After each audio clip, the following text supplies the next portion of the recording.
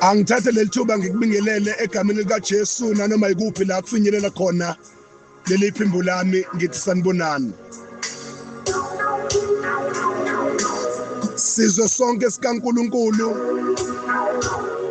ngiyabingelela namhlanje. Izaga 18 verse 21. Ngiyaphinda futhi Izaga 18 verse number 21. Ukufa nokuphila kusemandleni olimi. Nabaluthandayo bayakudla izithelo zalo.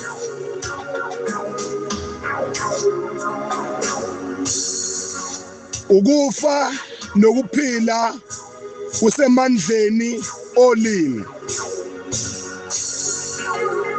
Nabaluthandayo bayakudla izithelo zalo.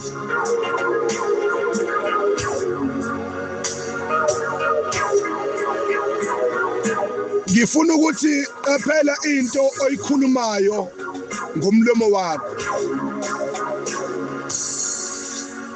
Ngoba yonke into oyikhulumayo izokwenzeka. Uma wena uthi uyahlupheka uzohlupheka. Noma ngathiwa emzimbeni uyezwa ukuthi khona inhlungu ekhona. Noma ngathiwa uyazi ukuthi emzimbeni khona isifo odokotela bathe sikhona. Kodwa lento oyikhuluma ngomlomo wakho kuzoba yiyona.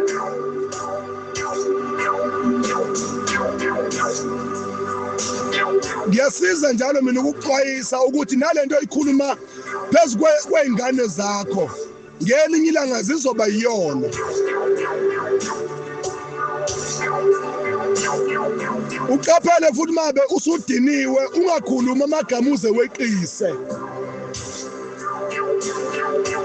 Ingako iBhayibheli lithi ulaka hlala ifubeni zeyiwula ngoba uma umuntu esediniwe ukhuluma noma yini. Kanti qaphela into oyikhulumayo nangomshado wakho. Uyiqaphele nento oyikhulumayo kumyeni wakho noma kunkosikazi wakho, kubangani bakho, ebantwaneni bakho, ehlobeni zakho. Ake ngikutshela imfihlo ke namhlanje. Ungcono umuntu othakatha ngomuthi achelela umuthi ekudleni kwakho noma egcekeni lakho. Ukunomuntu okhulumayo. Ngoba umuntu othele umuthi kulula ukuthi ufe ngenxa yamazwi ozowakhuluma wena.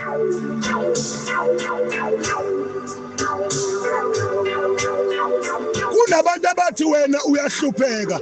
Bukela wena impilo yakho ukuthi injani namhlanje. Into edala impilo yakho ukuthi ibe nje kunabantu abakhulumayo phezu kwempilo yakho.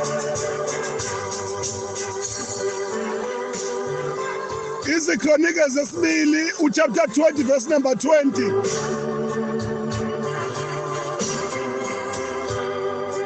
Uthi kholwani uJehova uNkulunkulu wenu niyaqiniswa. Nikholwe nabaprofeti bakhe niyakuphumelela. Nanoma yini umprofeti ayikhulumayo not ayenzayo kodwa ayikhuluma ngomlomo wakhe. Phezu kwempilo yakho izokwenzeka. Ngoba ukufa nokuphila kusemandleni olimi. Qaphela into oyikhulumayo ngomlomo wakho. You must be very careful. Kunabantu abakhuluma ukuhlupheka phezu kwethu, sakhuluma ingcebo phezu kwethu. Sakhuluma ingcebo noma singayiboni. Ngoba into awikhulumi ngoba uyibona ngamehlo enyama. Kodwa uyikhuluma ngoba ufuna yenzeke. Mina ngizothi kuwena awuhlupheki wena. Ngizothi kuwena awuguli wena. Ngoba lithi iBhayibheli ngemizimbo yakho uJesu thina saphiliswa. nanoma yini esicela egameni lakhe ubaba uNkulunkulu uyakusenzela khona. Yini oyifunayo ngempilo yakho? Wena kunengane oyibize ngamaphara, yina uzisheza emgwaqweni nje namhlanje. Kunomuntu wena wambiza ngosiqhotheni, ikona ekhuthuza abantu nje. Uma usushintshe la magama, ngiyakhuluma nje mina. Masushinthe la magama wawakhuluma phezulu kwabantwana bakho. Isimo sengane zakho sizoshintsha. Ayi!